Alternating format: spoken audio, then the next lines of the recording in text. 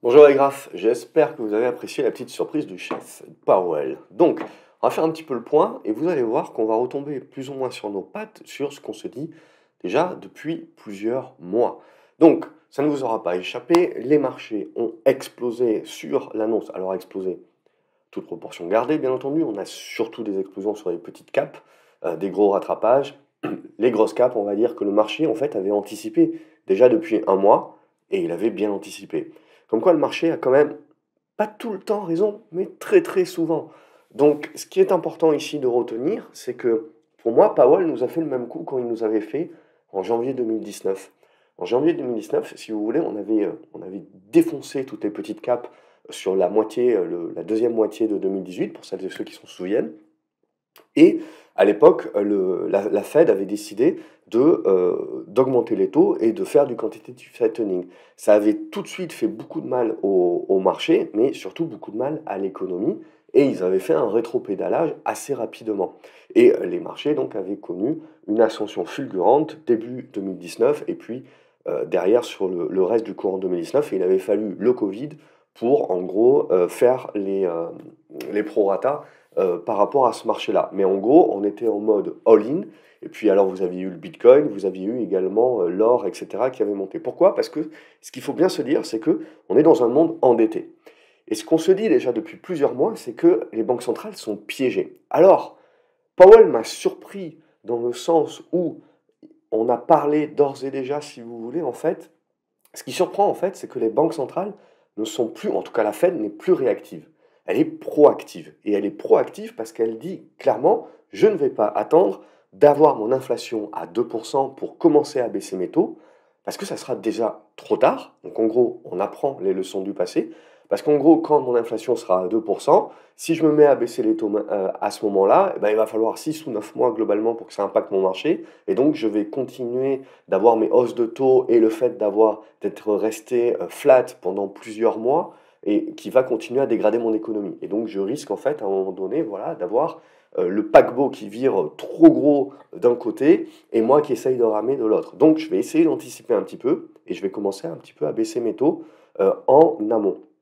Alors, on parle de 3 baisses de taux sur 2024, hein, donc c'est pas non plus la mer à boire. Pour moi, les marchés valorisent beaucoup plus, mais en fait, surtout, ils valorisent globalement le pivot. Mais je dirais que en termes de pricing, on est déjà dans les cours. Mais si vous voulez, comme vous balayez les vendeurs à découvert, etc., qu'on est sur la fin de l'année, etc., donc on se retrouve forcément avec des deltas importants. Et puis comme on avait pas mal trituré les petites capes, les gros deltas, les gros prorata sur les rebonds, vous les avez essentiellement là. Euh, donc du coup, pour en revenir à notre copain Powell, n'oublions pas qu'on a les élections américaines mi-année prochaine. Et que globalement, on a beaucoup de choses qui vont dépendre de ces élections-là. Donc il ne faut absolument pas sous-estimer également que les gouvernements, et notamment le gouvernement américain, dépensent énormément d'argent, à un budget, un déficit colossal, parce que on est en train, si vous voulez, d'acheter le consommateur. On est en train d'acheter le consommateur en essayant de tempérer les prix du pétrole et donc de tempérer les prix de l'inflation pour qu'il reste content. On est en train également de continuer d'avoir des packages d'aide à droite à gauche, même si ça s'estompe au fur et à mesure. Bref, mais tout ça, ça coûte énormément d'argent. Et comme on avait dit, les banques centrales sont piégées parce que vous avez le gouvernement américain et les autres gouvernements qui doivent continuellement se refinancer et qui ont besoin d'encore plus de dettes, et cette dette coûte plus cher, même si vous avez les taux qui baissent actuellement, ça fait une bouffée d'oxygène, mais c'est toujours plus cher que ce que ça coûtait rien à l'époque du Covid. Donc on reste quand même dans des gouvernements qui vont devoir se serrer la ceinture, mais le gouvernement américain qui globalement essaye de jouer un petit peu les prolongations parce qu'il y a les élections qui vont arriver, qui vont arriver dans le milieu d'année. Et à partir de ce moment-là, si vous voulez, on essaye de pousser ça. Mais du coup, vous devez donc financer une dette qui est colossale et à la fois résorber l'inflation. Et là, on retombe sur les vidéos que j'avais fait, je sais pas, il y a un an ou un an et demi, en disant, à un moment donné, les banques centrales sont piégées, si vous voulez, parce que certes, elles vous disent dans le discours qu'elles doivent combattre l'inflation, mais on se rendra vite compte, si vous voulez, que combattre l'inflation, c'est casser l'économie, c'est casser également les taxations, l'imposition, et donc des rentrées d'argent pour les gouvernements. Et c'est donc mettre une problématique sur encore plus de dettes dont on a besoin pour investir, subventionner, etc. Et quelque part, donc, essayer de se faire élire.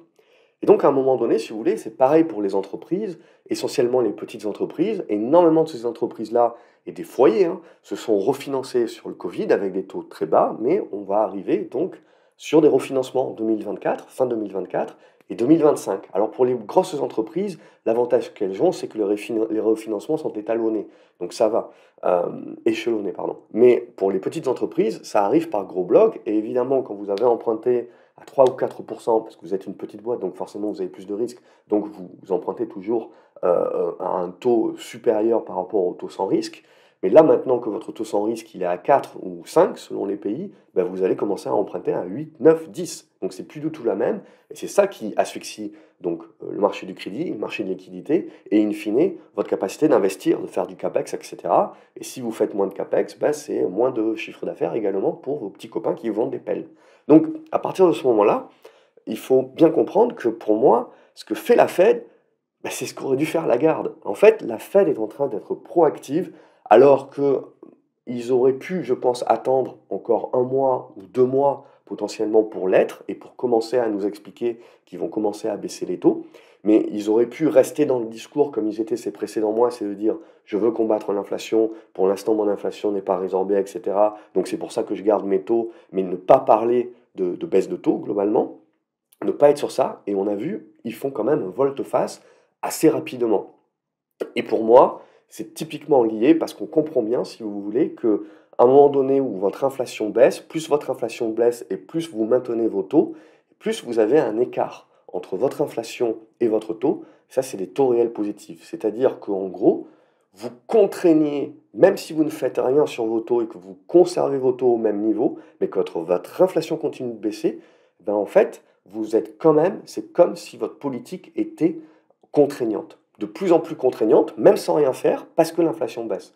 Vous auriez besoin que l'inflation remonte ou que vous baissiez vos taux pour commencer justement à redevenir accommodant et pour vous rapprocher avec vos taux de l'inflation. Donc ce que Powell est en train de nous dire, c'est en gros, eh ben, on accepte d'avoir de l'inflation, on accepte éventuellement d'avoir un rebond de cette inflation parce qu'on va baisser les taux in fine, mais on a besoin de baisser ces taux-là parce qu'on est coincé de l'autre côté avec des intérêts de la dette qui ne sont pas gérables. Et on est dans des niveaux d'endettement, si vous voulez, on est obligé de s'endetter. Donc on est au sortir de la Seconde Guerre mondiale où vous êtes des économies qui sont triturées de dettes, mais qui ont besoin d'investir. Et à partir de ce moment-là, vous ne pouvez pas le faire, vous devez garder, maintenir vos taux bas, le plus bas possible si vous voulez, et la confiance dans vos monnaies pour essayer de continuer de pousser. Donc c'est-à-dire pas trop d'inflation, mais de l'inflation quand même, parce que un petit peu d'inflation vous permet quand même de résorber une partie de la dette année après année, et vous maintenez vos taux contrôlés un petit peu plus bas, ce qui vous permet d'avoir un intérêt de la dette qui est gérable et qui vous permet de subventionner un petit peu votre économie et d'essayer voilà, de jouer un petit peu en jeu d'équilibre sur les deux tableaux. Donc c'est typiquement ce qu'est en train de faire Powell, mais pour moi, et c'est ce qu'a pas dit Lagarde, mais pour moi en fait ça aurait dû être le contraire. Je m'attendais plus à ce que Lagarde nous parle d'un dot plot en gros pour la BCE de baisse des taux, parce que l'économie européenne va en avoir plus besoin et plus rapidement besoin que Powell, que les US. Et je m'attendais plus à une réunion style en mars où Powell allait nous expliquer qu'ils allaient baisser les taux. Donc c'est l'inverse. Une fois encore, la Fed démontre sa proactivité, son apprentissage par rapport au passé, alors que la BCE reste en mode réactif, ce qui était un petit peu comme dans l'ancien temps, que Draghi avait un petit peu changé pour moi. Il était plus proactif, Draghi, justement, et Draghi avait bien compris, si vous voulez, que on peut gérer le côté accommodant, si vous voulez, sans nécessairement bouger les taux, si vous voulez, mais en jouant voilà, sur l'inflation. Et bien comprendre que si votre inflation baisse, mais que vous ne bougez pas les taux, ben c'est comme si vous aviez augmenté les taux au final. Vous êtes dans une philosophie contraignante. Donc vous avez besoin de baisser les taux pour accompagner la baisse de l'inflation. C'est pas dovish en tant que tel, et c'est ce que j'ai écrit cette semaine également, c'est bien comprendre également que tout le monde est en train de dire que c'est dovish, etc.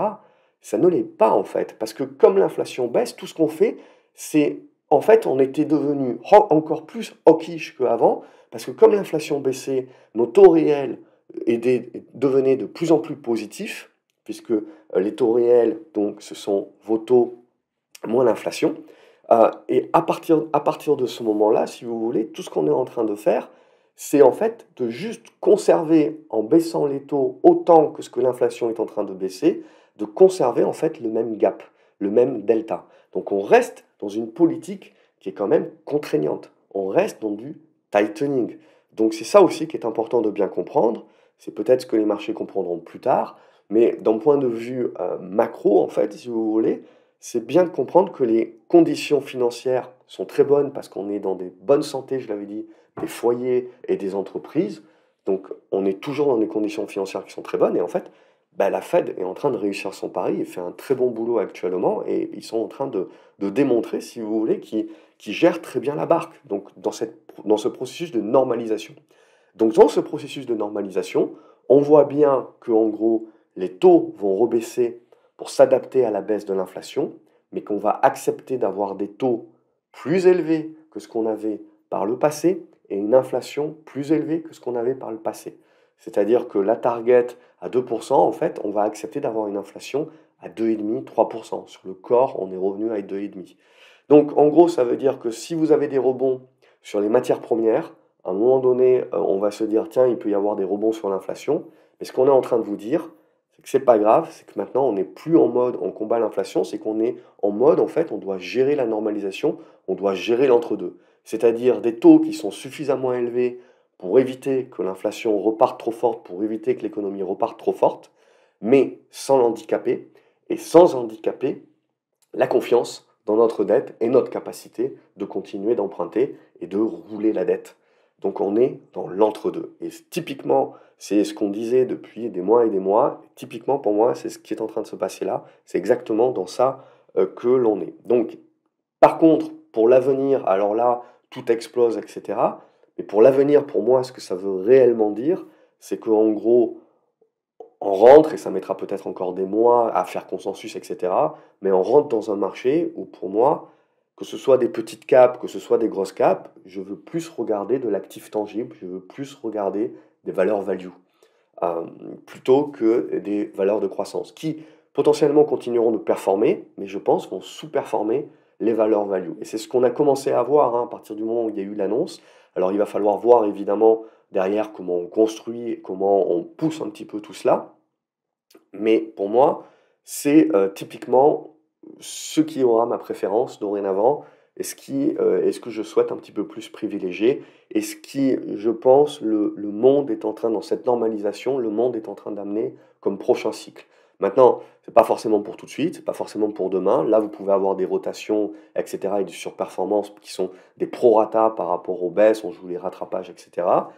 Mais dans ce trend qui peut se construire, ça va prendre un petit peu de temps pour que ça fasse consensus et que vous voyez derrière des mecs à la télé sur BFM ou Boursorama vous expliquer que c'est ça qu'il fallait faire, balade et balade. Mais petit à petit, c'est ça le scénario. Voilà, j'espère que j'ai été le plus clair possible en le moins de temps possible, mais en gros, c'est là où on est. Et donc, du coup, quand on regarde notre taux américain, ici c'est le 10 ans, on voit bien du coup qu'on a mis un coup à l'étrier supplémentaire, mais on n'est pas sorti de ce qu'on s'est dit ces dernières semaines, c'est-à-dire qu'à ce stade-là, il faut toujours considérer qu'on est dans un rebond au prorata, et ensuite le retournement va s'effectuer si on consolide un petit peu, qu'on arrive à casser cette zone des 97 pour revenir sur la zone des 100. Sans omettre que si vous commencez à monter un petit peu trop haut, un petit peu trop en mode rectiligne, ça veut aussi dire que si le marché, ça veut aussi dire que le côté où on applaudit des deux mains pour dire chouette, on est en train de baisser les taux, de l'autre côté, il faut aussi penser, ah ouais, mais mes marges de mes entreprises et les profits de mes entreprises sont en train de prendre un taquet. Et donc à un moment donné, c'est là où pour moi sur l'année 2024, on va shifter de ce qu'on a connu ces dernières années avec le Covid, où en fait c'était très utile de faire beaucoup de macro, à un moment donné où tout est sur la table au niveau macro, il peut y avoir des petits trucs de changement, etc. Mais tout est sur la table. Et ce que je vais surtout regarder, en fait, c'est ma micro. Donc c'est les résultats de mes entreprises qui vont redevenir importants pour cette année. C'est ça surtout que je vais voir parce que c'est en fonction, si vous voulez, parce que c'est ça qui me permettra de me dire ensuite, les banques centrales, j'ai applaudi des deux mains parce qu'elles sont en train de me dire qu'elles vont baisser les taux, mais est-ce que c'est suffisant? Est-ce que c'est suffisant? Est-ce qu'elles vont le faire suffisamment rapidement et suffisamment fortement? Et est-ce que passe par rapport à éventuellement une prise de peur que mon ralentissement économique va s'accélérer? Pour l'instant, tout va bien parce qu'en gros, on est en train de vous dire que on a un soft landing, donc l'économie est en train de ralentir, mais on est en mode bas de cycle, etc. Et en plus, on va baisser les taux. Donc tout le monde a cette impression que c'est dovish, tout le monde a l'impression que c'est du coup le cadeau du Père Noël. Mais comme je vous l'ai dit, voilà, il faut, je pense, prendre un petit peu de recul, se rendre compte que c'est ni dovish ni hawkish, c'est juste une normalisation et on garde et on essaye de garder en fait le même gap qui nous convient. On veut éviter justement de trop ralentir l'économie, de trop impacter l'économie, mais voilà, l'idée c'est ces prochains mois, est-ce que justement c'est pas déjà un petit peu le cas? Et, et donc voilà, c'est ça qui va m'intéresser. Donc cette zone des 97 pour moi, c'est toujours éventuellement le niveau. Et après, je veux voir. Après, je veux voir un petit peu de consolidation, etc. Et c'est là où tout ce que je suis en train de vous dire, quand on aura touché les 97 et qu'on commencera à consolider sur les taux, c'est là où tout ce que je viens de vous dire, éventuellement, on va commencer à un peu plus en parler autour et on va commencer à avoir un petit peu les contours du scénario. Au niveau de notre Brent, eh ben, on est venu sur le support et on rebondit sur le support. Alors avant qu'on reparle du pétrole en mode «Oh mon Dieu, il y a l'inflation, le truc, le machin», c'est un dépassement des 83 dollars qui est important. Alors je regarde le Brent. C'est un dépassement des 83 dollars qui est important. Pour l'instant, nous n'y sommes pas. On va continuer de triturer cette zone-là. Si vous cassez par le bas, on commence à se poser des questions sur le ralentissement économique qui est peut-être plus fort que ce qu'on croyait. Mais à ce stade-là, l'autre quid, et c'est pour ça que je vais regarder le cuivre également, l'autre quid, c'est la Chine. Tout le monde casse du sucre sur le dos de la Chine qui est en déflation, mais la Chine qui va ouvrir les vannes. Elle est endettée également, c'est pour ça qu'elle achète de l'or en contrepartie, pour garder son renminbi au taquet également. Et ce qui est important, donc, c'est pour pouvoir financer un petit peu la reprise. Si on finance la reprise, ça veut aussi dire que ce consommateur de matières premières va permettre aux matières premières de trouver un socle et de rebondir. On a profité ces dernières années de la baisse de la majorité des matières premières. On est en train d'arriver, y compris matières premières agricoles, on est en train d'arriver sur des socles et des constructions de congestion qui, sur cassure, nous permettront de reprendre des tendances haussières linéaires. On ne parle plus d'exponentiel par rapport à une problématique Covid et guerre en Ukraine. On parle derrière de tendances long terme.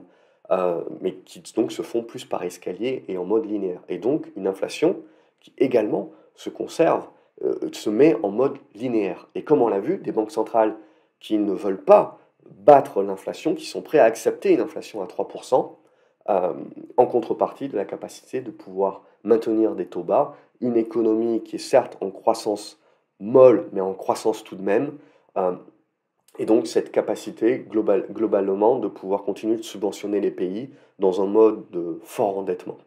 Euh, et là, quand je regarde le cuivre, ben moi, le cuivre, il me dit globalement, il faut regarder la Chine. Il faut regarder la Chine, il faut regarder l'Asie, il faut regarder les pays émergents. Il y a des choses qui sont en train de se passer. Pour moi, on n'est pas sur le «Oh mon Dieu, la Chine va continuer à se casser la figure». J'y crois pas. Je crois justement le contraire et je crois que 2024, ça peut mettre du temps encore parce que voilà, il y a des rebonds techniques qui doivent être faits avant de commencer à construire des retournements. Bref, il y a du boulot parce que les tendances sont vraiment dégueulasses sur les chinoises. Encore pas toutes, hein.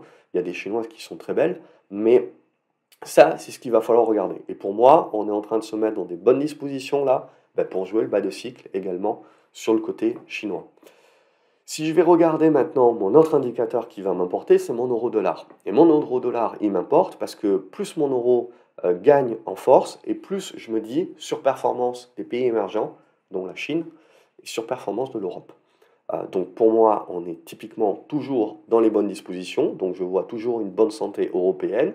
Et ça, tant qu'on va conserver la zone des 1,07, si on repasse en dessous, je me reposerai la question à ce moment-là. Mais à ce stade-là, au-dessus des 1,07, je vais rester positif. Et la capacité, donc là, maintenant, de tenter de relancer. La problématique que j'ai, comme je vous l'ai dit, c'est que Lagarde a un train de retard sur Powell, alors qu'elle aurait dû avoir un train d'avance. Mais bon, on ne se refait pas.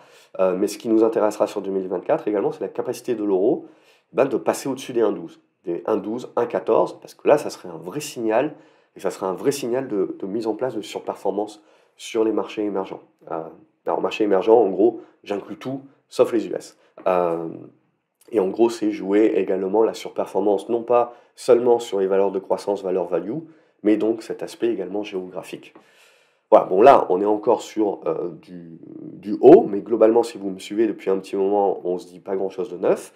Sur les semi-conducteurs, du coup, j'ai rien de plus à vous apprendre que on est sur des plus hauts, ça monte en ligne droite, etc. C'est aussi le point barre, ok? Donc, il faut bien faire attention à l'aspect timing également. Tout ce que je suis en train de vous dire en termes de prévision, c'est des constructions qui ont encore un petit peu besoin de mettre peut-être du temps à se mettre en place. Mais globalement, en fait, on a validé ce que le marché voulait déjà faire depuis le 1er novembre globalement, mais on a appuyé sur le champignon pour faire, je dirais, potentiellement la dernière jambe haussière sur tout ce qui est croissance. Et alors là, inutile de se mettre en face, globalement, il faut attendre que le marché nous démontre une inversion. Et là, pour moi, les anciens plus hauts servent maintenant de support. Donc en gros, la zone 537, 550, ici c'est un indice semi-conducteur. Et tant qu'on va, alors on viendra peut-être chercher en pullback cette zone-là, mais tant qu'on va tenir en pullback cette zone-là, il n'y a pas de remise en cause. Globalement, ça va rester haussier. Tout ce qu'on peut se dire actuellement, c'est qu'à un moment donné ou à un autre, évidemment, ça serait bien de reprendre un petit peu son souffle, mais la tendance risque de devenir forte. Et ce n'est qu'après ça qu'on aura les débuts, je pense, de l'inversion de polarité des configurations de tendance sur les différents secteurs. Mais pour l'instant, voilà, j'essaye de vous préparer, j'essaye d'avoir des hypothèses de travail à vous proposer pour que vous ne soyez pas surpris et compagnie, que vous soyez préparés. Mais chaque chose en son temps, ok? Il faut laisser le marché petit à petit construire ces éléments-là. Ensuite, évidemment, je ne vous fais pas un dessin, mais si on va regarder sur les petites capes, bah, ce sont elles qui ont énormément rattrapé. Ce sont elles qui avaient de toute façon la configuration la plus dégueulasse actuellement, même si c'était encore dans du biseau. Et puis là, donc, depuis fin octobre également, comme je l'ai dit, en fait, on n'a pas un départ de mouvement, on a une continuation du mouvement. Et ce qu'on est en train de faire là, c'est de revenir, vous le voyez sur le Russell 2000, on est en train de revenir sur ces niveaux de résistance horizontale qui potentiellement devraient un petit peu bloquer pour nous permettre de reprendre le souffle. Mais là, typiquement, ce qui va surtout m'intéresser, c'est tenir les supports dorénavant, cette zone des 190 par exemple, et repartir à partir de là, et commencer à surperformer sur les petites capes. Euh, et ce qui m'intéresse encore plus, ça j'en parle souvent dans l'académie, mais pas trop en public, mais je vais le faire ici pour la fin d'année globalement, c'est la séparation entre les valeurs de croissance sur le Russell 2000, donc les petites capes américaines, et les valeurs value. Et comme vous voyez, donc ça marche très bien pour les valeurs de croissance, très bien, mais on n'est pas encore revenu sur la résistance horizontale, mais surtout on a sauvé les meubles en gros fin octobre. Donc là, on a une très bonne poussée. Donc c'est positif, etc. Rien à dire. Là aussi, on se dit, bah, il y a peut-être un petit peu encore de gras avant de se dire qu'on consolidera. Mais globalement, au-dessus des 236, là, sur ce tracker-là, bah, on est positif. Et ce qui va nous intéresser, en gros, c'est la réintégration dans cette espèce de triangle ascendant qu'on avait cassé ici par le bas, qu'on réintègre ici, et que potentiellement on reviendra tester. Et tant qu'on va rester dedans, bon, on va rester positif sur les petites capes, et puis les petites capes de croissance. Et si on va regarder les petites capes value, vous voyez que ce n'est pas du tout le même graphique. Vous voyez que en gros, elles performent globalement mieux, et surtout sur la décision de Powell, elles performent mieux. Alors qu'on pourrait se dire, baisse des taux, c'est bien pour valoriser la croissance. Oui, mais je pense qu'en fait, le marché est déjà en train de nous dire, tout ce que je vous ai expliqué en début de vidéo, que c'est ça qui va l'intéresser maintenant, et que c'est le début, en fait, c'est le signal que donne le marché, si vous voulez, pour vous dire, ok, cette hypothèse de travail commence à devenir vraiment la grosse hypothèse de travail. Donc voilà, là aussi, il faudra reprendre un petit peu de souffle certainement, mais on a des choses qui vont être très intéressantes sur la consolidation qui sera à venir. Alors peut-être pas tout de suite, hein, peut-être qu'on peut encore gratter un petit peu, j'en sais rien, mais ce qu'il faut se dire, c'est qu'à un moment donné ou à un autre, il va falloir consolider un petit peu tout ça et voir à ce moment-là les forces en présence. Quand on va regarder les indices maintenant, on regarde le Nasdaq, là aussi, je ne vous fais pas le dessin, on a la poussée, mais globalement, on voit que le marché avait très anticipé et avait eu raison d'anticiper. Et là, on commence à arriver sur les plus hauts, sur le Nasdaq. Alors, est-ce qu'on va se faire plaisir pour aller les chercher et les casser comme sur le SOX? Bon, je le pense, hein, je pense qu'on va se faire un petit peu plaisir. Alors peut-être qu'on va consolider un petit peu avant d'y aller.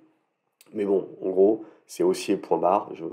Pour moi, là, hop, je vais tracer l'oblique comme ceci, vous voyez, et je vous mets le support à 16 200 points. Tant que vous êtes au-dessus des 16 200 points, c'est haussier, point barre, j'ai pas envie de tergiverser et de passer beaucoup de temps là-dessus.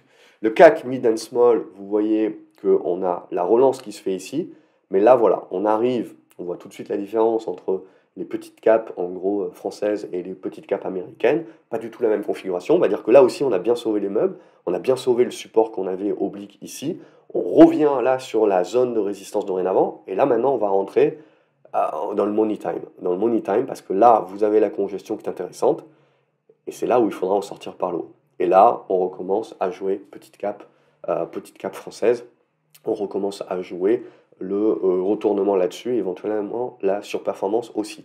La problématique qu'on a sur les petites capes françaises, c'est comme vous le voyez, comme le marché les a complètement délaissées, et qu'elles sont sous-valorisées, eh ben, tout le monde, les familles et les private equity ont fait leurs emplettes et on se fait dépouiller la cote.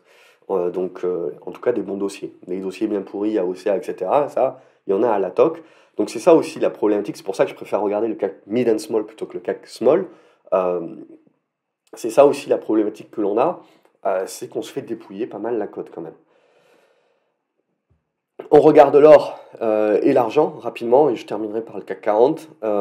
Donc on continue d'être dans des tendances haussières, c'est assez volatile parce qu'on joue avec le dollar, on joue avec les taux réels positifs. Hein, je rappelle, tant que les taux réels sont positifs, normalement, c'est pas intéressant d'avoir de l'or. Mais là, ce que l'on voit, c'est que les investisseurs jouent plutôt l'or sur la capacité que en fait, les endettements sont énormes.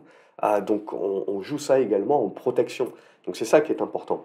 Et l'argent, pour moi, on le joue exactement de la même manière, même s'il y a une petite dimension supplémentaire industrielle, mais en gros, on est dans le même truc. Mais on arrive sur les fins de figure, donc 2024, pour moi aussi, ça va être super important pour les matières premières, et essentiellement les matières premières comme l'or, l'argent et le platine dans un second temps. Voilà, je pense que j'ai fait le tour, on va finir sur le CAC 40. Donc là aussi, rien à dire, vous avez une montée en ligne droite, à un moment donné, il faudra bien souffler, qu'on souffle un petit peu ou pas pour ensuite relancer. Je veux dire, l'objectif, il reste et il demeure dans une zone comprise aux alentours des 7800 points. Je n'ai pas grand-chose de plus. Oui, on a une forte pondération du luxe. À un moment donné ou à un autre, on peut se dire ce qu'on veut, mais si la Chine redémarre, on peut se dire bah, le luxe aussi redémarrera. Bref, on va être pris en tenaille. Tout ça, ça peut prendre un petit peu de temps. L'idée, c'est qu'à un moment donné ou à un autre, vous pouvez avoir un pullback qui s'effectue, mais que je mets mon support à 7004, 7450. Tant que vous êtes au-dessus de ça, ben on est positif. On est positif, et donc oui, à un moment donné, vous pouvez avoir de la volatilité, etc. Mais il va falloir savoir se dire qu'en gros, tant qu'on va tenir à minimum les 7004, la tendance court terme n'est pas endommagée. Maintenant, vous êtes assez loin de la moyenne mobile 20. Il y a deux façons de faire. Soit on corrige assez nettement sur une news prétexte en gros, soit on va consolider en mode crabe le temps que les moyennes mobiles remontent. Et de là, on verra si on l'utilise en tremplin pour aller chercher un petit peu plus haut, ou si on décide de construire une figure un petit peu plus longue. Donc voilà, j'ai pas grand-chose de plus à dire, hein, globalement, c'est haussier, point barre. Oui, le seul truc qu'il faut se dire, c'est qu'à un moment donné ou à un autre, il faut que ça souffle. Mais on peut encore gagner 100 points sans pour autant qu'on souffle, qu'on souffle énormément. En tout cas, pour moi, 7400 points, ça serait le premier niveau. Tant qu'on est au-dessus de ça, je vois pas grand-chose de plus à dire. Voilà pour cette vidéo, un petit peu plus longue sur l'aspect macro que d'habitude, mais pour moi, c'était important voilà, de profiter de cet élément-là pour recouper tout ce qu'on s'était dit peut-être sur l'année précédente, à divers moments de vidéo, parce que ben, on a l'alignement des planètes, voilà, et c'est ça qui va nous intéresser sur 2024. Comme d'habitude, j'espère que vous appréciez les vidéos, que vous appréciez le format, que c'est compréhensible, que c'est lisible. La deuxième partie, les actions qu'on va regarder, les actions que j'achète, les actions qui m'intéressent, les actions qui ont des configurations intéressantes. N'oubliez pas de mettre un pouce en l'air sur la vidéo, de la partager également sur les réseaux sociaux, ça aide la chaîne à se faire connaître, ça me motive. N'oubliez pas de me laisser un petit commentaire, ça fait toujours plaisir, et de me dire comment vous voyez le marché, qu'est-ce que vous privilégiez comme scénario, comme hypothèse de travail éventuellement, et comme valeur. Je vous souhaite un excellent week-end et on se retrouve sur la seconde partie, la partie action. Salut les graphes!